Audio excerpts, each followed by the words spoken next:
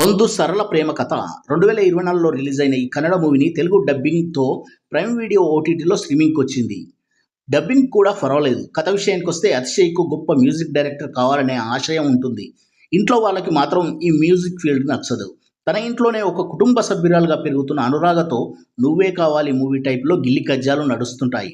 ఇలా ఉండగా ఒక పార్టీలో అంత్యాక్షరిలో ఓ మధుర స్వరం విన్న అతిశయ్ తన లైఫ్‌లో ఊహించుకుంటున్న గుండె లయకు దగ్గరగా ఉందని ఆమెను చూడకుండానే ప్రేమ మైకంలోకి జారిపోతాడు. ఇలా ఉండగా ఒకానొక పరిస్థితుల్లో తన ఇంట్లో పెరుగుతున్న అనురాగను అతిశయ్ పెళ్లి చేసుకోవాల్సి వస్తుంది.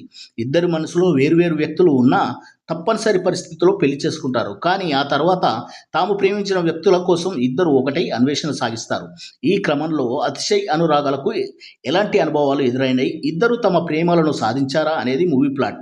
మూవీ చూశాక నాకైతే నచ్చింది. ఎటువంటి ఫైట్స్, హింస లేకుండా ఫీల్ గుడ్ మూవీగా దర్శకుడు సింపుల్ సుని కథలో చేసిన గమ్మత్తైన మలుపులు ఆశ్చర్యపరుస్తాయి. చంకలో పిల్లను పెట్టుకుని ఊరంతా వెతికినట్టుగా హీరో అతిశయ్ చుట్టూ అల్లుకున్న సీక్వెన్స్ అద్భుతంగా ఉన్నాయి.